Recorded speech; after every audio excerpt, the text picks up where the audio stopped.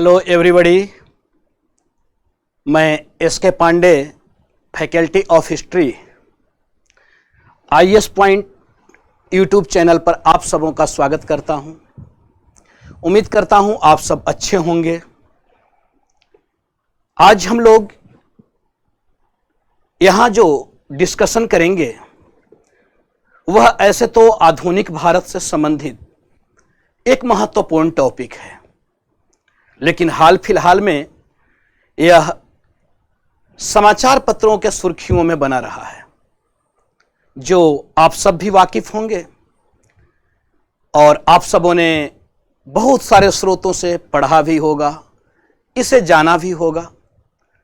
लेकिन कहीं ना कहीं मेरा जो विश्वास है और अभी तक जो आप सब बच्चों के जो मैसेज आए हैं, बहुत सारे बच्चों के, तो कहीं ना कहीं यह अंदाजा लगा कि आप सब इसे समझने में असमर्थ हैं।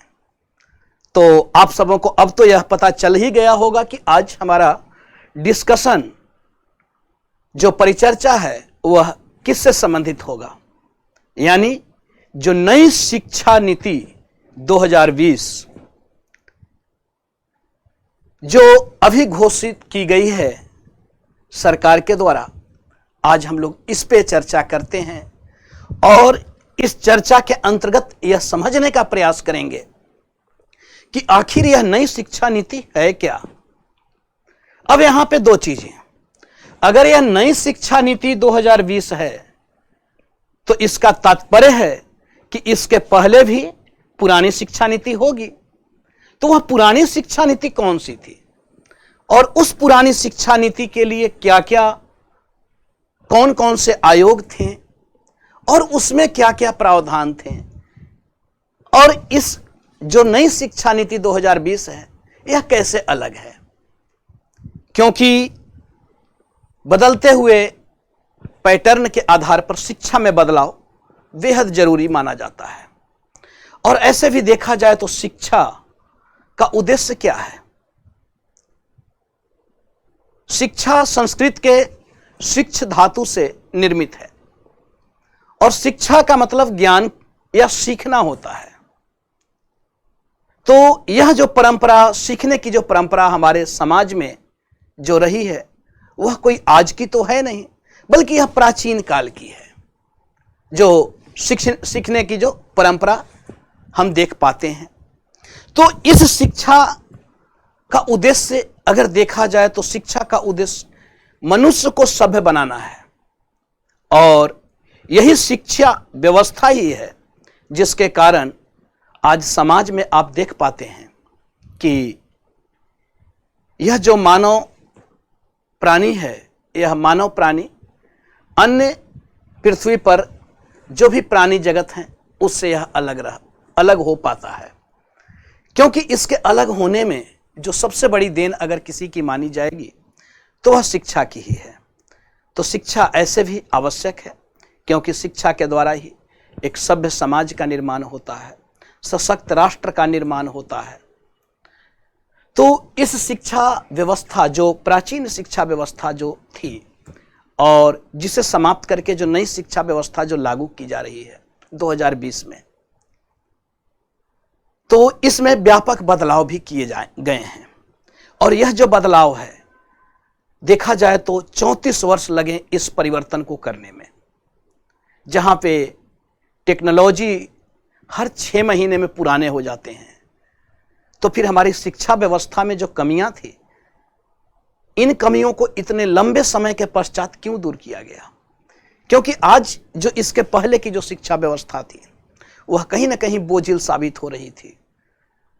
हर वर्ग के लिए, हर समाज के लिए वह एक बोझ था, और शिक्षा का उद्देश्य शिक्षा देना नहीं रह गया था, बल्कि शिक्षा का उद्देश्य व्यापारीकरण हो चुका था।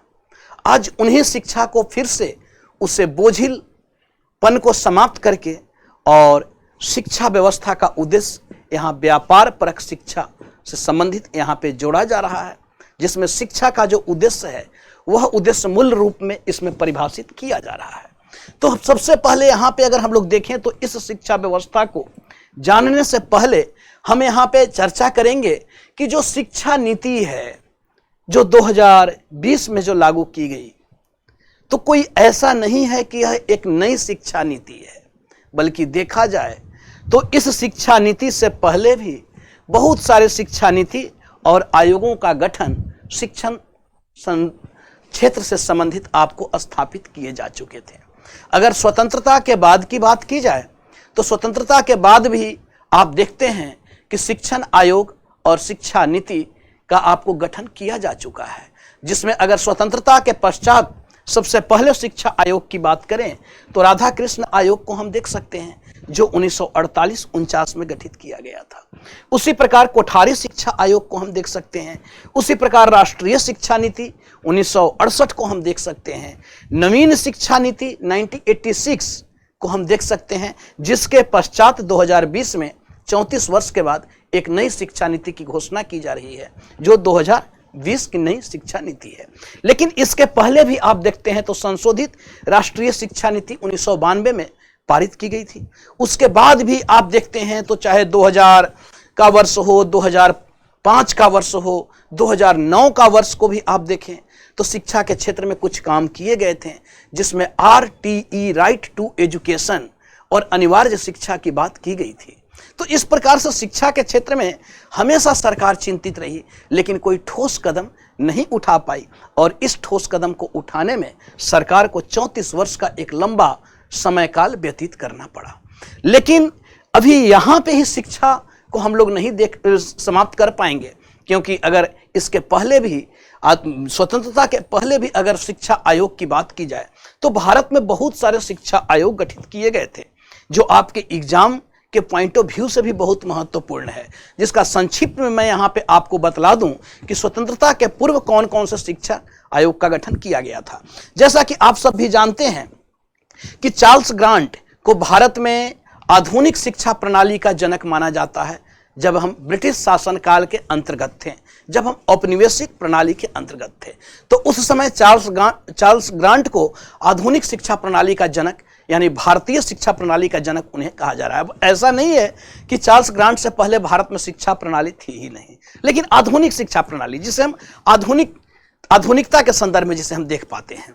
वहीं अगर देखा जाए तो ब्रिटिश शासन काल में ही मैकॉले का शिक्षा के स्पंदन सिद्धांत, जो फिल्ट्रेशन थ्योरी है, वह आपको लागू किया जा रहा है, जिसमें अंग्रेजी शिक्षा को बढ़ावा दिया जा रहा है, क्योंकि मैकॉले का जो उद्देश्य था वह उद्देश्य भी आपको ब्रिटिश आर्थिक व्यवस्था को लाभ पहुंचाना और ब्रिटिश प्रशासनिक तंत्र को मजबूत करना था। तो इसलिए मैकॉले ने शिक्षा का स्पंदन सिद्धांत, जो फिल्ट्रेशन थ्योरी लाया, जिसमें समाज के ऊंचे वर्ग को शिक्षित करने की बात की गई, और यह माना गया कि नीचे के वर्ग जो हैं वे छन छन कर शिक्षा आपको नीचे के वर्गों तक पहुंचेगी, जिसे फिल्ट्रेशन थ्योरी, स्पंदन सिद्धांत कहा जा रहा है। उसके बाद की अगर बात की जाए तो उस हम लोग देखते हैं कि 1854 ईस्वी में वुड का डिस्पैच आता है, जो वुड डिस्पैच के नाम से जाना जाता है। तो यह 1854 ईस्वी का वुड डिस्पैच को भी हम लोग यहाँ पे देख सकते हैं, जो 1854 का वुड डिस्पैच है। तो यह भी शिक्षा से संबंधित, आपको विश्वविद्यालय शिक्षा से संबंधित था। और इस वुड डिस्पैच के अंतर्गत आप देखते हैं कि यहाँ पे 3 विश्वविद्यालय स्थापित किए गए, जिसमें कलकत्ता विश्वविद्यालय, मुंबई विश्वविद्यालय और मद्रास विश्वविद्यालय। यह 1854 में उसी आपको वुड डिस्पैच के आधार पर तीनों विश्वविद्यालय स्थापित किए जा रहे हैं। उसके बाद हम लोग देखते हैं आगे चलकर 1882 ईस्वी के काल में, तो 1882 ईस्वी में हंटर आयोग का गठन किया जा रहा है। यह भी शिक्षा से संबंधित एक महत्वपूर्ण आयोग था। ऐसे तो हंटर आयोग एक और है, वह जालियांवाला बाग के लिए गठित की गई थी, जो जालियांवाला बाग घटनाकांड हुआ था। लेकिन यहाँ जो हंटर आयोग है वह शिक्षा से संबंधित एक आयोग है, और यह भी हंटर आयोग आपको यह विश्वविद्यालय शिक्षा से संबंधित नहीं है, बल्कि प्राथमिक और माध्यमिक शिक्षा से संबंधित एक आयोग गठित किया गया, जो ब्रिटिश शासनकाल में, औपनिवेशिक शासनकाल में ही गठित किया जाता है।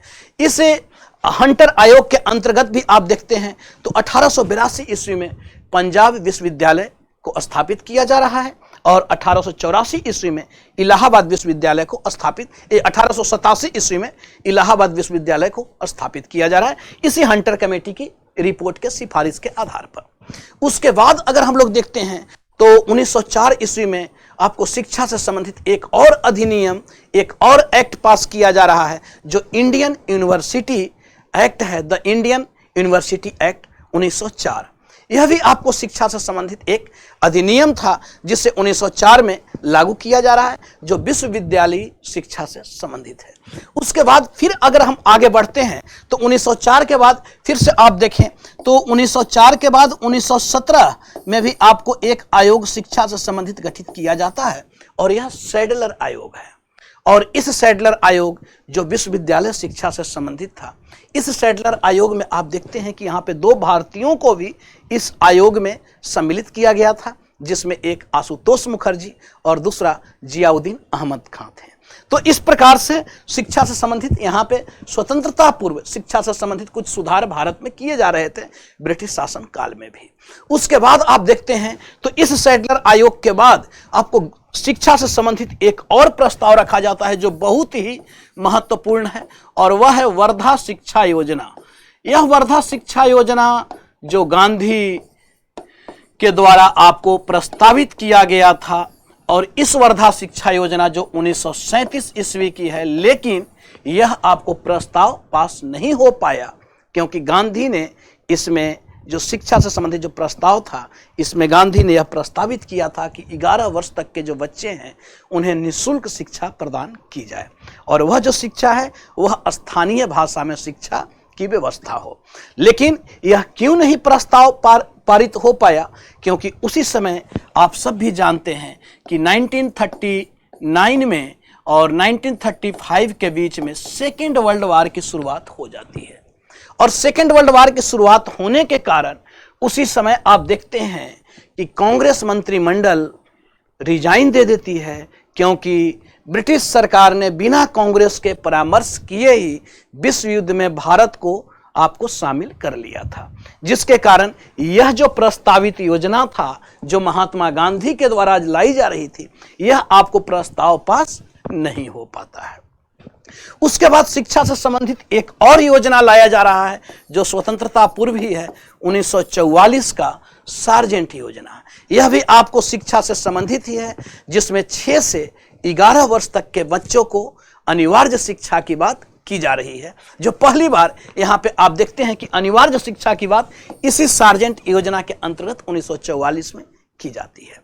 तो भारत में शिक्षा से संबंधित जो आयोग हैं और जो पॉलिसियां हैं, वह पॉलिसी ऐसी नहीं है कि कोई पहली बार आपको नवीन शिक्षा नीति के अंतर्गत ही हम देख पाते हैं। इसलिए हमने यहाँ पे बात किया था कि अगर यह नवीन है तो प्राचीन भी होंगे, और उन प्राचीन को हम लोगों ने एक नज़र में देखा।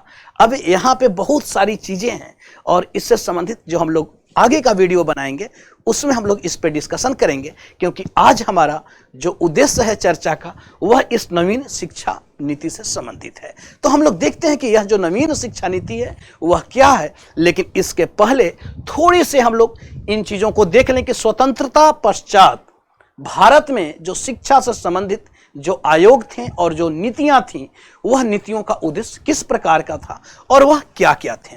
तो सबसे पहले हमने जैसा कि बात किया कि स्वतंत्रता के पश्चात भारत में जो प्रथम शिक्षा से संबंधित जो आयोग गठित किया गया, वह आयोग आपको राधा कृष्ण आयोग है। राधा कृष्ण यानी सर्वपल्ली राधाकृष्णन आयोग के नाम से डॉक्टर सर्वपल्ली राधाकृष्णन के नेतृत्व में इस आयोग का गठन किया गया था। अब डॉक्टर राधाकृष्णन से आप सब भी परिचित होंगे, क्योंकि यह प्रथम उपराष्ट्रपति और आगे चलकर राष्ट्रपति के पद पर भी सुशोभित होते हैं। यह एक शिक्षाविद थे, यह एक दार्शनिक व्यक्ति थे, बहुत पढ़े लिखे व्यक्ति थे, बहुत जानकार थे। और आज इन्हीं के उपलक्ष्य में हर वर्ष आप देखते हैं कि शिक्षक दिवस जो 5 सितंबर को मनाया जाता है, वह इन्हीं की स्मृति में शिक्षक दिवस को आपको आयोजित किया जाता है। और इन्हीं की सिफारिश के आधार पर आगे चलकर आप देखते हैं कि यही राधाकृष्ण आयोग हैं, डॉक्टर सर्वपल्ली राधाकृष्णन के सिफारिश के आधार पर ही 1953 ईस्वी में आपको यूजीसी का गठन किया जा रहा है, जो विश्वविद्यालय अनुदान आयोग का गठन आपको इन्हीं की सिफारिश के आधार पर किया जाता है। अब राधाकृष्ण आयोग को देखा जाए तो डॉक्टर सर्वपल्ली राधाकृष्ण यह आपको प्रथम आपको यानी स्वतंत्रता के पश्चात शिक्षा से संबंधित जो आयोग गठित किया गया था, तो यह राधाकृष्णन आयोग ही हैं। अब यहाँ पे आप देखते हैं कि राधाकृष्णन कि उपलब्धियों को देखते हुए वर्ष 1954 ईस्वी में भारत सरकार के द्वारा जो सर्वोच्च सम्मान है भारत का, वह आपको भारत रत्न भी इन्हें वर्ष 1954 ईस्वी में दिया जाता है। इसके साथ ही साथ आप देखते हैं कि यह राधा कृष्णन आयोग जो है, यह आपको व्यावसायिक शिक्षा, सामान्य शिक्षा और संस्कारी शिक्षा पर विशेष बल देता है।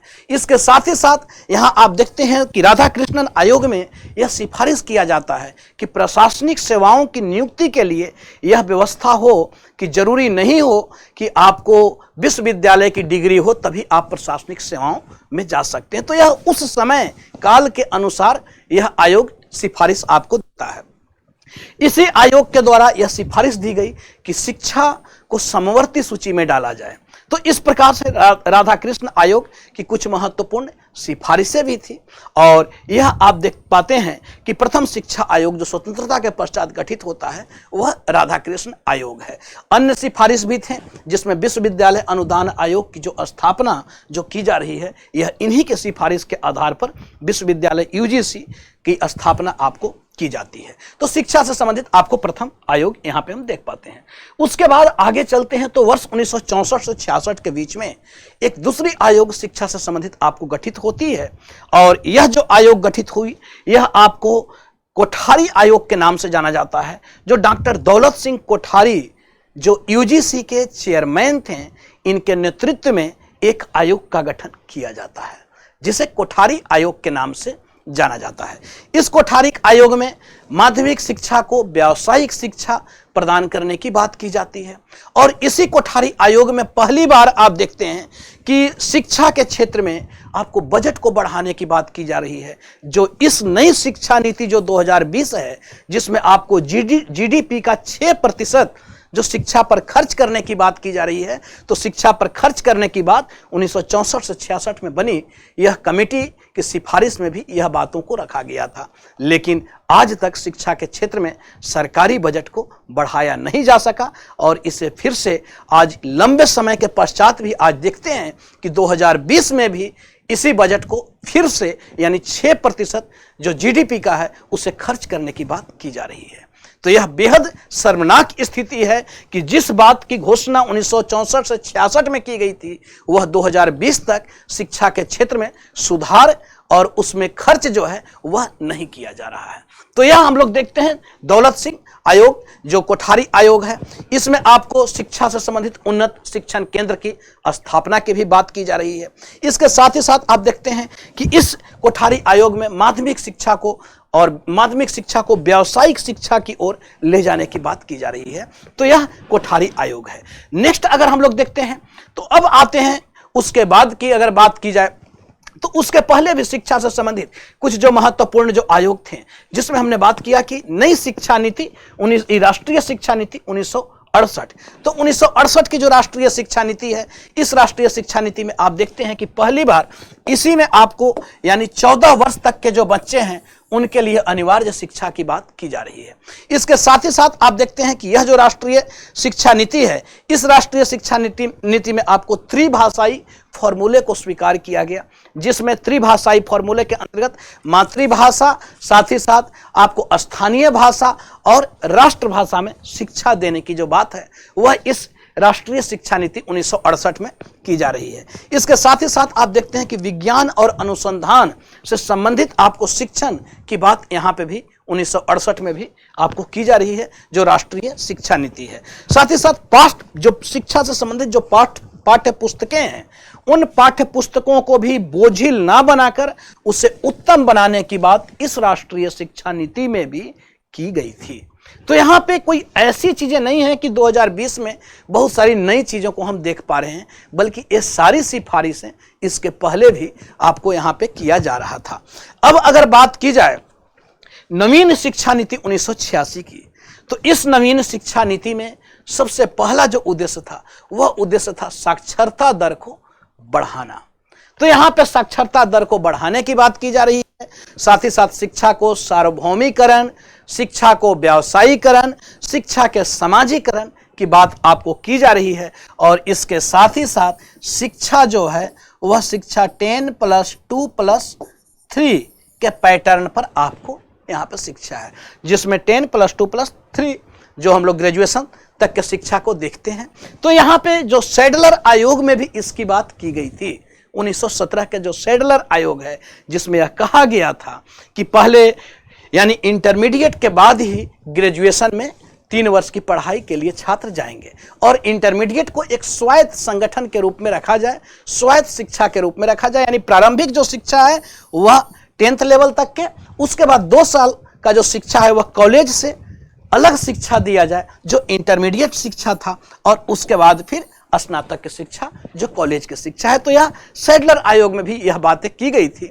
लेकिन यही चीजें आप देखते हैं तो नवीन शिक्षा नीति 1986 में स्वतंत्रता के पश्चात इस शिक्षा नीति को और एक नया पैटर्न आता है 10+2+3 पैटर्न पर शिक्षा व्यवस्था को जारी रखने की बात की जा रही है। साथ ही साथ आप देखते हैं कि यहाँ पे शिक्षा को और बढ़ावा देने के लिए पहली बार आप देखते हैं कि इसी नवीन शिक्षा नीति के तहत नवोदय विद्यालय भी स्थापित किए गए, जिससे देश में शिक्षा की स्थिति को उसमें सुधार किया जाए। नो डाउट इस नवोदय विद्यालय से बहुत सारे शिक्षा के क्षेत्र में व्यापक सुधार भी हुए।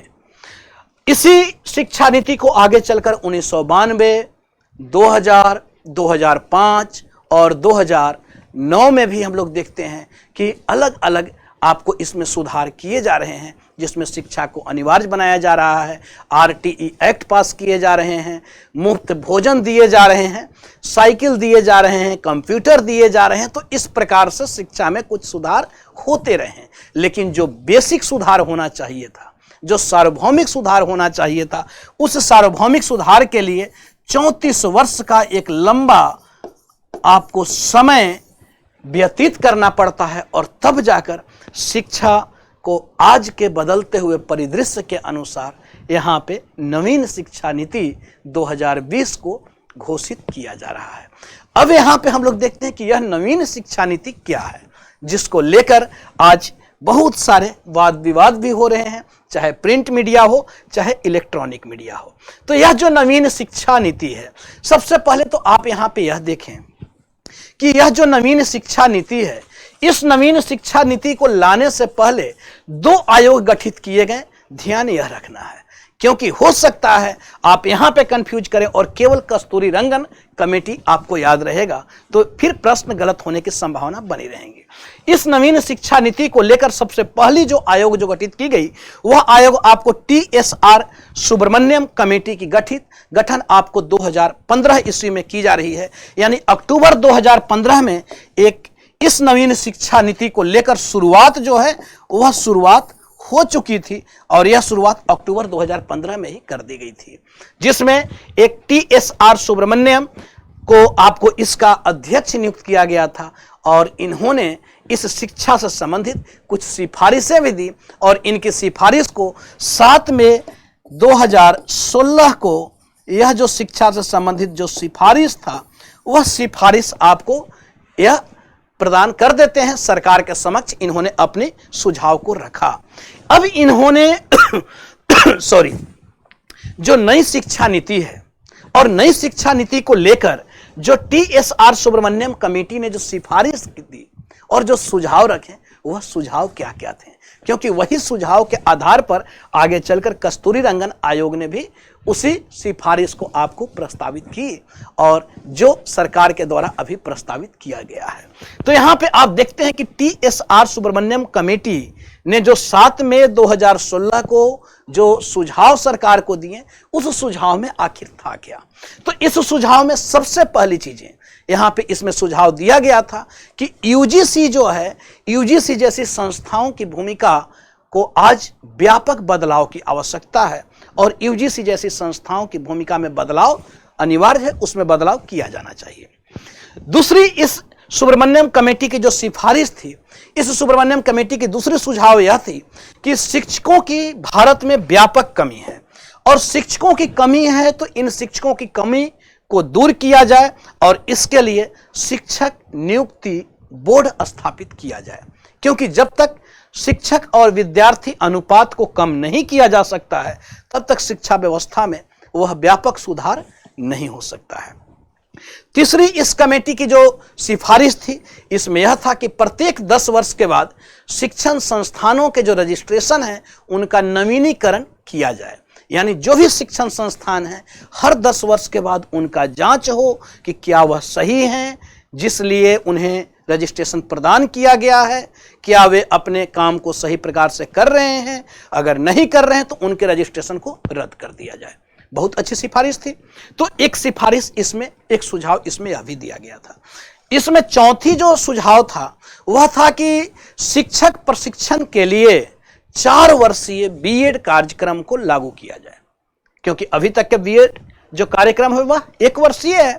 तो इसमें सिफारिश में इस कमेटी के द्वारा जो सिफारिश था, जो सुझाव था, यह सुझाव यह भी था कि बीएड जो कार्यक्रम है वह बीएड कार्यक्रम 1 वर्षीय ना होकर उसे 4 वर्षीय कार्यक्रम के रूप में लागू किया जाए। साथ ही साथ इसी कमेटी की एक और महत्वपूर्ण सिफारिश थी, और वह सिफारिश थी कि जो परीक्षा है उस परीक्षा में अंक पद्धति को ना रखा जाए बल्कि ग्रेड प्रणाली को अपनाया जाए और परसेंटाइल की व्यवस्था की जाए। मार्क्स नहीं दिए जाएं बल्कि मार्क्स की जगह ग्रेड दिए जाएं और परसेंटाइल दिए जाएं। तो इसी कमेटी की यह भी सिफारिश है, सुझाव है। साथ ही साथ इसी कमेटी ने एक और सुझाव रखा था कि जो 10वीं कक्षा के जो छात्र हैं उनके पास आप विकल्प दो कि वे साइंस और गणित स्तर के जो पाठ्यक्रम हैं उन पाठ्यक्रम में दोनों विकल्पों का सुझाव उनको मिलना चाहिए। तो इस प्रकार से एक सुझाव यहाँ पे यह भी था। साथ ही साथ इसमें एक और सुझाव था जो 7वां सुझाव है, जिसमें ऑनलाइन ऑन डिमांड आपको परीक्षा की बात की गई थी कि अगर कोई भी छात्र परीक्षा देना चाहता है, एग्जाम देना चाहता है, तो वह ऑनलाइन और ऑन डिमांड एग्जाम को दे सकता है। तो आज आप देखें तो इस बदलते हुए वैश्विक परिदृश्य के अनुसार शिक्षा व्यवस्था में भी यहाँ पे बदलाव किए गए थे, और यह सुझाव जो है 2015 में ही दिए गए थे। लेकिन आज जो वैश्विक महामारी आई है, इस वैश्विक महामारी के संदर्भ में देखा जाए तो कुछ सुझाव इनके बेहद अच्छे थे। आज दुर्भाग्य की बात है कि जिन्होंने इस सिफारिश को दिया था, TSR सुब्रमण्यम ने, आज वह नहीं रहे हमारे बीच क्योंकि उनकी मृत्यु हो चुकी है। तो इनकी सुझाव, इनकी जो सिफारिशें थी वह बेहद ही अच्छे थे। लेकिन इसी सिफारिश को ध्यान में रखकर आगे चलकर इसी शिक्षा नीति को लागू करने के लिए एक और कमेटी गठित की जाती है, और वह भी एक बहुत ही विद्वान व्यक्ति के नेतृत्व में, जो डॉक्टर के कस्तूरी रंगन। और यह के कस्तूरी रंगन इसरो के अध्यक्ष रह चुके हैं, वैज्ञानिक हैं, और इनके सहयोग से, इनके सहभागियों के सहयोग से, सहयोगियों के सहयोग से एक नई सिफारिश आपको सरकार को प्रस्तुत की गई, जो नई शिक्षा नीति के नाम से जानी जाती है।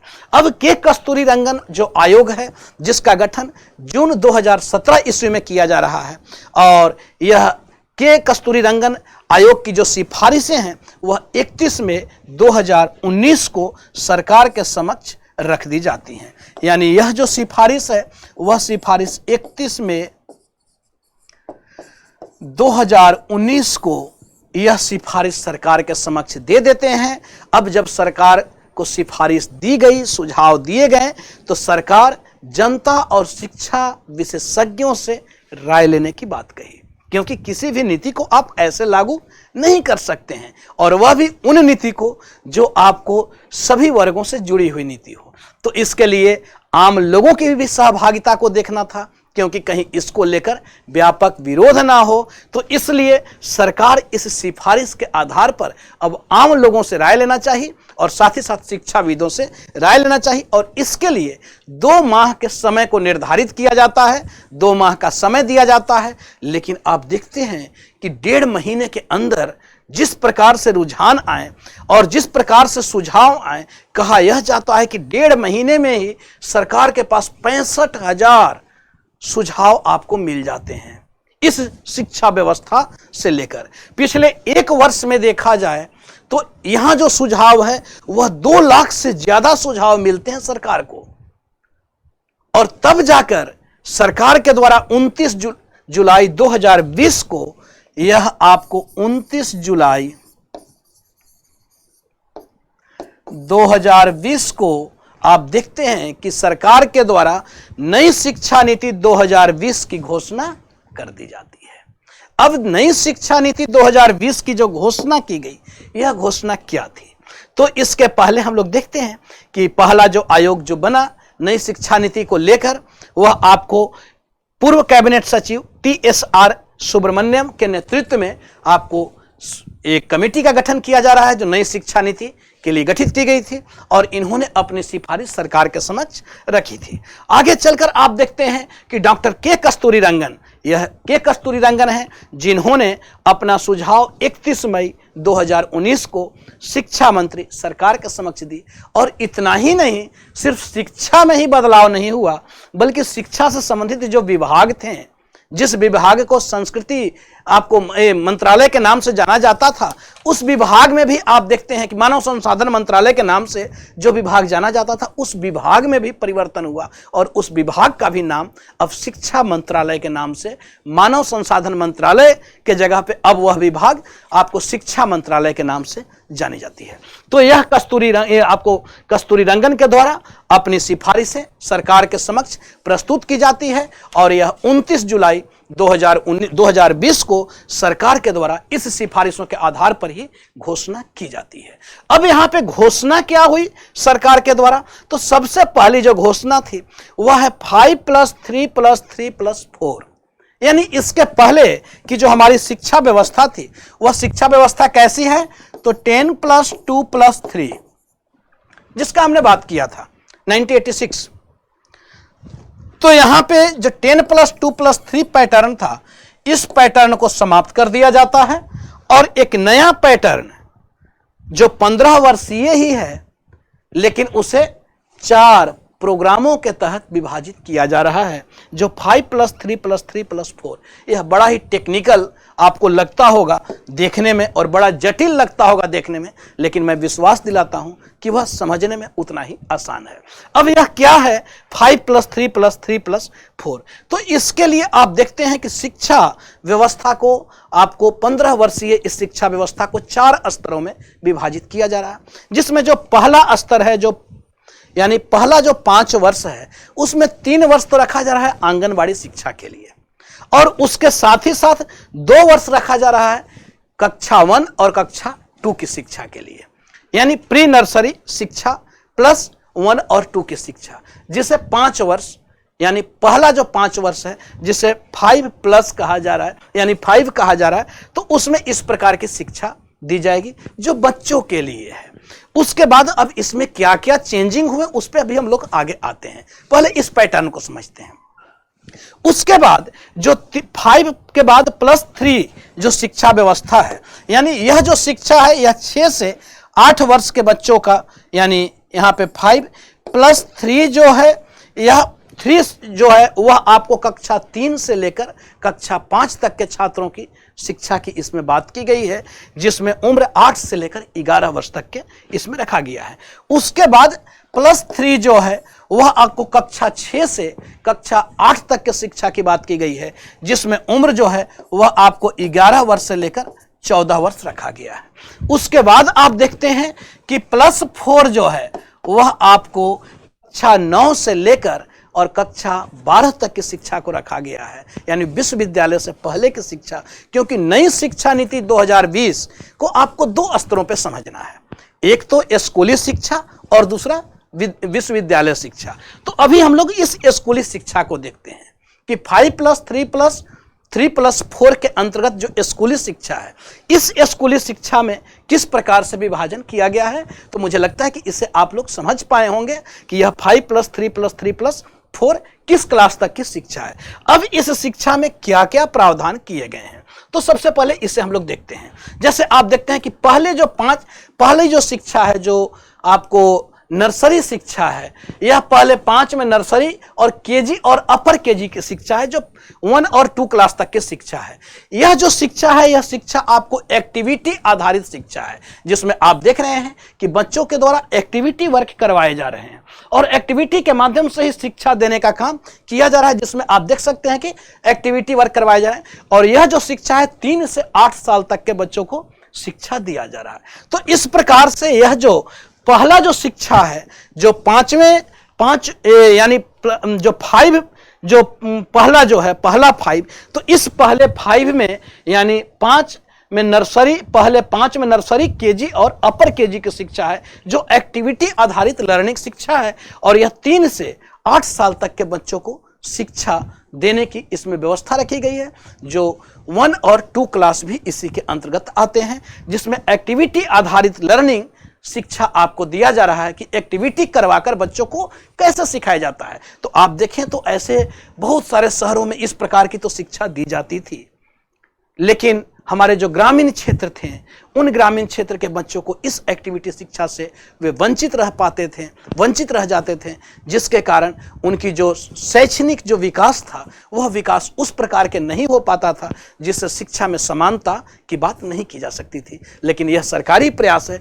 जिसके तहत अब हर क्षेत्र में, चाहे वह किसी भी क्षेत्र का हो, उसमें इस प्रकार की शिक्षा, और इसके लिए आप देखते हैं कि पहला जो शिक्षा व्यवस्था है, जिसमें मातृभाषा, स्थानीय भाषा और इसके साथ ही साथ राष्ट्रभाषा में शिक्षा की बात की जा रही है। यानी बच्चों के ऊपर जो जबरन एक अंग्रेजी पद्धति जो लादी जा रही थी, उससे बाहर निकालने का काम किया जा रहा है, और शिक्षा को उपयोगी और साथ ही साथ उसे व्यावसायिक और व्यापारिक बनाने की भी कोशिश की जा रही है। दूसरी जो शिक्षा है, यानी 5 के बाद +3 की जो मैंने बात किया, तो यह 8 वर्ष से लेकर 11 वर्ष तक के आयु के बच्चों के लिए शिक्षा है, जिसमें 3री, 4थी और 5वीं कक्षा के छात्र को शिक्षा इसमें दिया जाता है। इसमें शिक्षा जो दिया जा रहा है, वह शिक्षा आपको प्रयोगों के माध्यम से गणित, विज्ञान और कला आदि विषयों को यहाँ पे आप देख रहे हैं कि पढ़ाने का काम किया जा रहा है। यानी जो शिक्षा है, वह शिक्षा अब उसे बोझिल ना बनाकर इंटरेस्टिंग बनाने का काम किया जा रहा है, जो नई शिक्षा नीति 2020 के तहत हम देख पाते हैं। तो इसमें आप देखते हैं कि प्रयोग के माध्यम से बच्चों को सिखाया जा रहा है कि किस प्रकार से उन बच्चों में स्किल डेवलप किया जा सकता है, क्योंकि सरकार की भी कोशिश है कि अब जो शिक्षा है, वो शिक्षा सिर्फ शिक्षा के लिए, शिक्षित करने के लिए ना हो, बल्कि शिक्षा उद्देश्य पूर्ण हो। तो इसके लिए उस बोझिलपन को दूर कर उसे आपको उपयोगी और दिलचस्प शिक्षा के रूप में बनाने का भी प्रयत्न किया जा रहा है।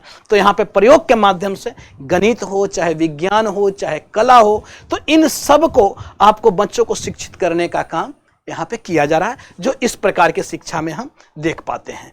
तीसरी जो शिक्षा है, जो +3, वह शिक्षा आपको 6ठी, 7वीं और 8वीं कक्षा के लिए है, जिसमें 11 से 14 आयु वर्ग के छात्रों को शिक्षा देने की बात की जा रही है। इस शिक्षा में है क्या, तो इसमें विशेष तौर पर स्किल डेवलपमेंट की बात की जा रही है, जिसके लिए कंप्यूटर शिक्षा अनिवार्य किया जा रहा है, जिसमें कोडिंग, डिकोडिंग, ये सारी चीजें, तकनीकी शिक्षा का व्यापक इस्तेमाल पर बल दिया जा रहा है, क्योंकि बदलते हुए वैश्विक परिदृश्य के अनुसार अब शिक्षा के क्षेत्र में भी परिवर्तन आवश्यक है। तभी जाकर आप उस बदलते विश्व अर्थव्यवस्था से अपने आप को आप जोड़ पाएंगे।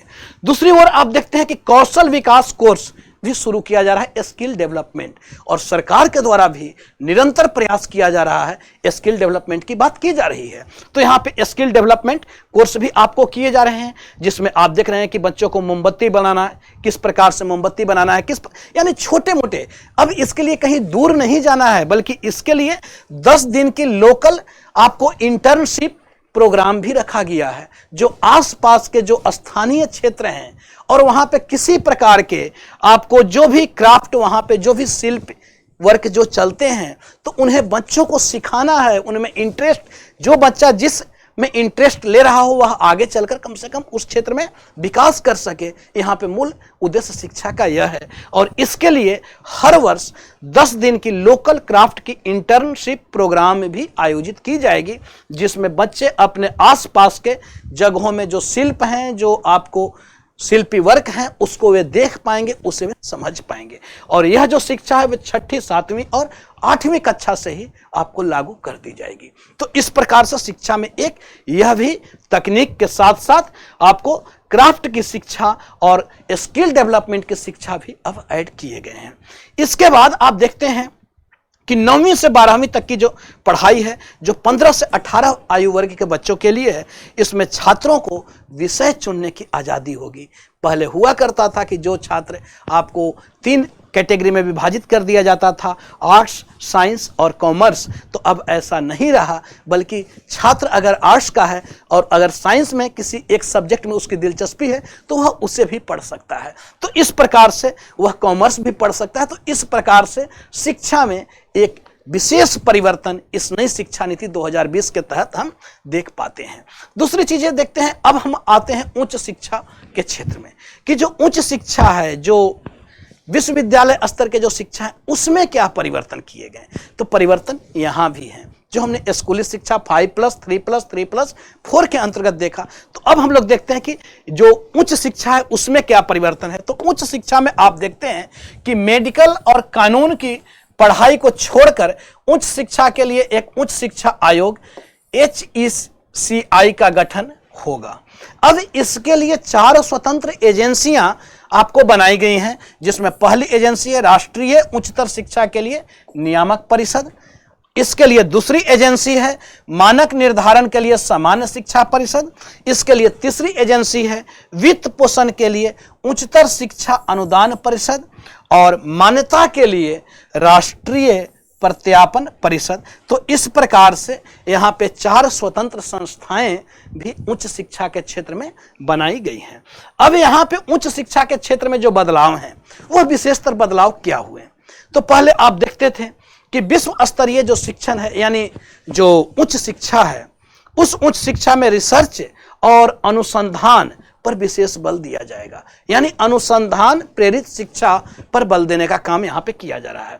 इसके साथ ही साथ अब जो उच्च शिक्षा के क्षेत्र में, जो विश्वविद्यालय शिक्षा के क्षेत्र में जो सबसे बड़ा परिवर्तन है इस नई शिक्षा नीति के अंतर्गत, अब इसमें जो परिवर्तन आप देखते हैं कि BA और BSc का जो कोर्स होगा वह 3 वर्ष और 4 वर्ष का निर्धारित किया गया है। अब 3 वर्ष और 4 वर्ष क्या है। पहले जैसे कि आप सब देखते होंगे, या आप सब भी भुक्तभोगी होंगे, बहुत सारे लोग या आपके परिवार के लोग, आपके जानने वाले, कि किसी भी बच्चा जो कोई भी क्षेत्र में हो, पता चला इंजीनियरिंग में हो, मेडिकल कर रहा हो, और किसी कारणवश उसकी 1-2 साल के बाद पढ़ाई बाधित हो गई, चाहे पारिवारिक समस्या या व्यक्तिगत समस्या के वजहों से, तो उसकी पूरी शिक्षा व्यवस्था जो होती थी वह समाप्त हो जाती थी।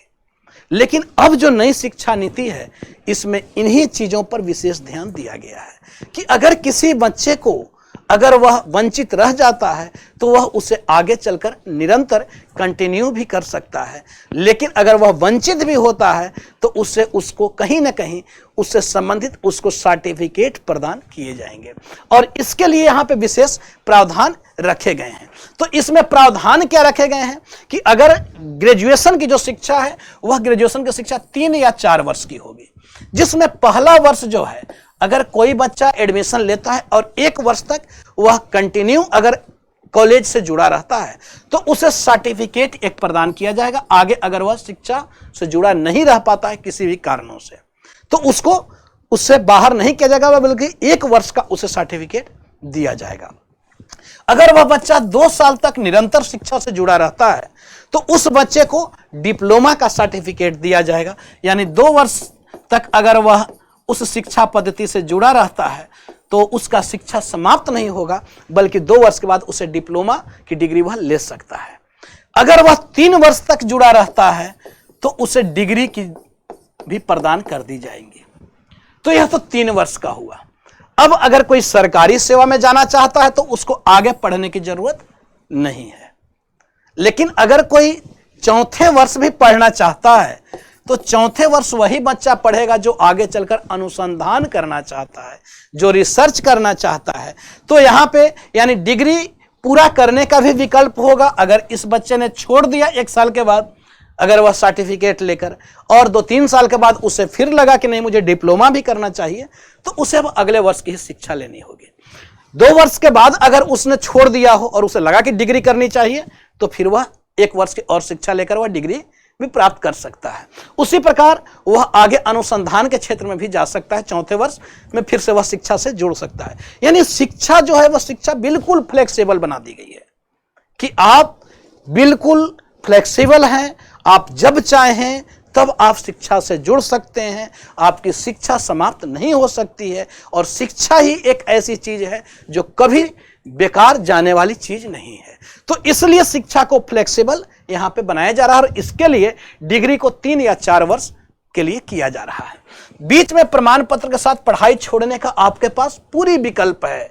अगर आप किसी समस्या से ग्रसित हो तो आप बीच में पढ़ाई छोड़ सकते हैं। वह विकल्प अब आपको यहाँ पे प्रोवाइड कर दिया जा रहा है इस नई शिक्षा नीति के तहत।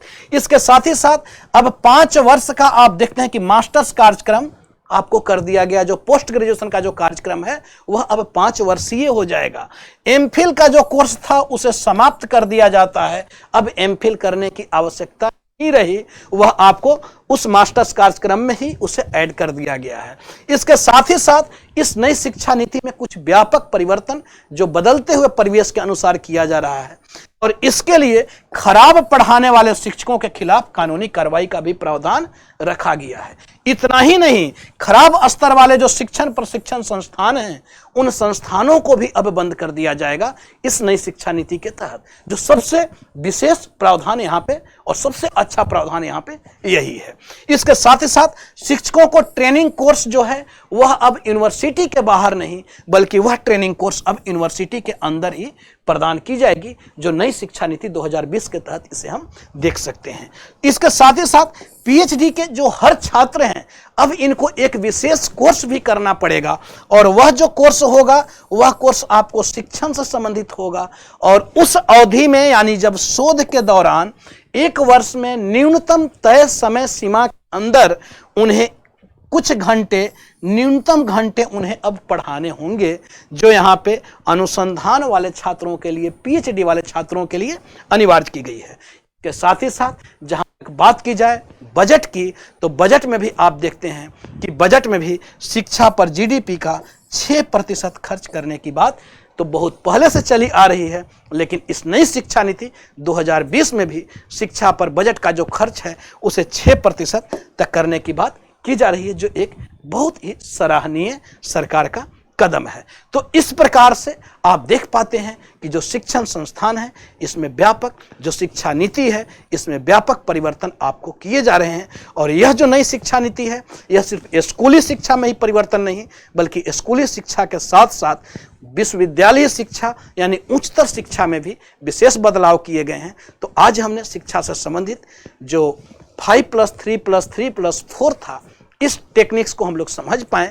अब विशेष इससे अलग जो वीडियो हम प्रोवाइड करेंगे उसमें शिक्षा से संबंधित जो भी आयोग हैं उन आयोग और उन सिफारिशों पर हम लोग चर्चा करेंगे।